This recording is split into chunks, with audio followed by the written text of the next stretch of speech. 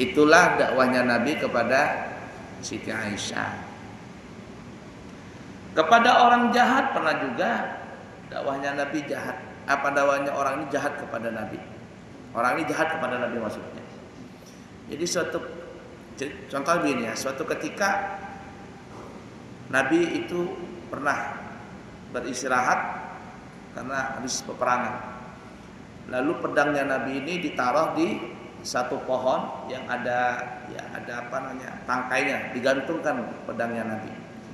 Nabi istirahat di satu tempat, sedangkan sahabat di tempat lain karena sahabat agak berjauhan karena mereka khawatir kalau mengganggu Nabi kalau berdekatan dengan Nabi. Jadi sahabat agak jauhan begitu.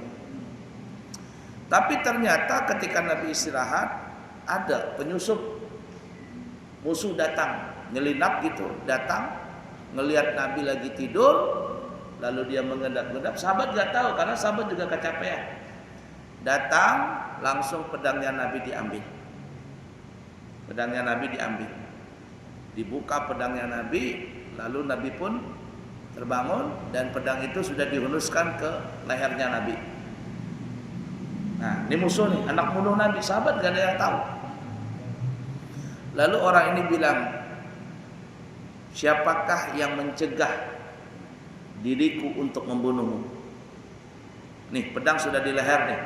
Kira-kira siapa yang bisa mencegah diriku untuk membunuhmu? Kata Nabi Muhammad, Allah. Allah. Mendengar kalimat Allah, ini nyebut Allahnya berisi. Nah, kita baca jangankan Allah, ayat kursi kita baca sepanjangan, jinnya kada hakun tulak. Kada mau tulak jinnya. Nabi Muhammad ya Allah, langsung bergetar nih orang. Lumpuh, bahasa kitanya lumpuh gitu ya, pedang ini penjatuh. Cek. Lalu diambil pedang tadi sama Nabi, dihunuskan pedang tadi ke leher orang ini. Nah sekarang siapa yang mencegah diriku untuk bisa membunuhmu? Siapa kira-kira? Orang ini karena dia bukan orang Islam, dia bilang tidak ada kecuali engkau wahai Nabi Muhammad berbuat baik kepadaku. Berbuat baik kepadaku. Hanya engkau yang bisa tidak membunuhku. Kata Nabi, kalau begitu pergilah engkau. Orang ini pergi. Orang ini pergi. Artinya tidak dibunuh Nabi. Dibiarkan saja begitu pergi. Nah setelah beberapa lama tahun baru orang ini pun datang. Akhirnya masuk Islam. Intinya dakwah Nabi itu banyak. Ya, bil mau'izati bil hikmati wal mau'izatil hasanah. Dengan orang Yahudi dakwahnya Nabi beda, dengan orang Nasrani beda, dengan anak-anak beda. Nah begitu juga nanti kalau kalian nih para jadi pendakwah harus pintar-pintar. Makanya terkadang Abu Yata ngelihat ada penceramah itu yang lucu. Selama lucunya itu masih normal-normal saja, ya oke-oke aja. Ya. Lucu itu maksudnya yang normal. Tapi kalau lucunya ini kada bisa ditoleransi, sebaliknya nggak usah ngambil penceramah, ngambil pelawak aja sekalian. Kalau penceramah itu berlucu sedikit, nggak apa-apa, biasa aja. Nabi aja kan bisa berlucu Nabi itu.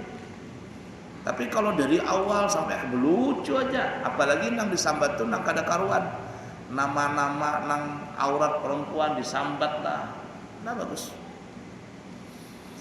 Nah itu ada di Banjar itu lagi tren itu namanya Ustadz Jono ke siapa itu anak muda. Tapi dia ceramahnya lawan kekanakan, anak-anak SD, anak-anak TK. Jono atau apa namanya itu orang Banjar? Jono kok Joni? Nah, pokoknya ada itu namanya. Dia berdakwah pakai apa? Pakai boneka. Boneka, tapi bahasa Banjar. Nah, itu waktu Abu Sudah tuh kepingin Abu yang undang dia. Jakanya semua santrinya Abu yang undang itu untuk ceramah di pesantren. Habis ikram terbahak-bahak tertawa. Tapi karena banyak tamu yang tua-tua ya Abu yang nggak undang itu. Nah itu cocok itu untuk yang anak-anak kecil, tertawa dia, dakwah itu. Ya, asin sekali, alhamdulillah katanya. Asin 2 kali, alhamdulillah. Sekalinya 3 kali orangnya tepuntal kopiah ini terlempar, lupa akunya. Lucu. itu masuk kepada kekanakan. Nah, dakwah dengan anak-anak bisa, tapi kalau dakwah lawan bubuhan nakai-kai kada pantas begitu. Ya, kada pantas itu.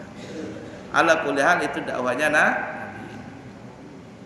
Wallahu a'lam bishawab. Sampai ya? Ya, insyaallah kita sambung lagi.